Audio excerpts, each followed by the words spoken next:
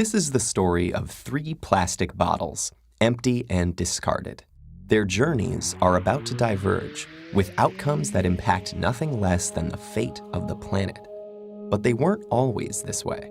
To understand where these bottles end up, we must first explore their origins. The heroes of our story were conceived in this oil refinery.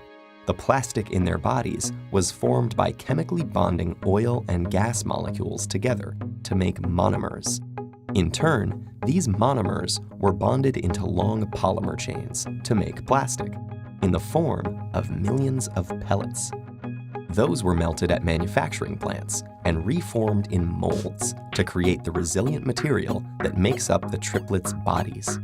Machines filled the bottles with sweet, bubbly liquid, and they were then wrapped, shipped, bought, opened, consumed, and unceremoniously discarded. And now here they lie, poised at the edge of the unknown. Bottle 1, like hundreds of millions of tons of his plastic brethren, ends up in a landfill.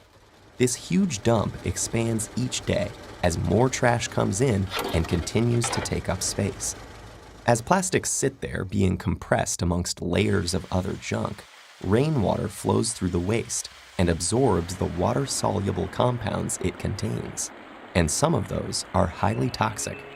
Together, they create a harmful stew called leachate, which can move into groundwater, soil, and streams, poisoning ecosystems and harming wildlife.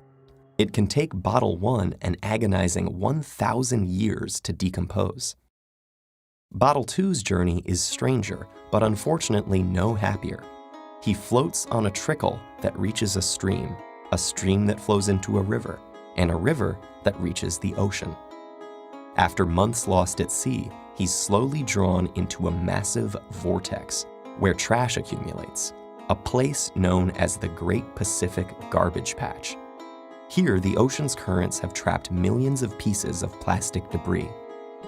This is one of 5 plastic-filled gyres in the world's seas, places where the pollutants turn the water into a cloudy plastic soup. Some animals, like seabirds, get entangled in the mess. They and others mistake the brightly colored plastic bits for food. Plastic makes them feel full when they're not, so they starve to death and pass the toxins from the plastic up the food chain. For example, it's eaten by lanternfish. The lanternfish are eaten by squid. The squid are eaten by tuna. And the tuna are eaten by us. And most plastics don't biodegrade, which means they're destined to break down into smaller and smaller pieces called microplastics, which might rotate in the sea eternally. But Bottle 3 is spared the cruel purgatories of his brothers.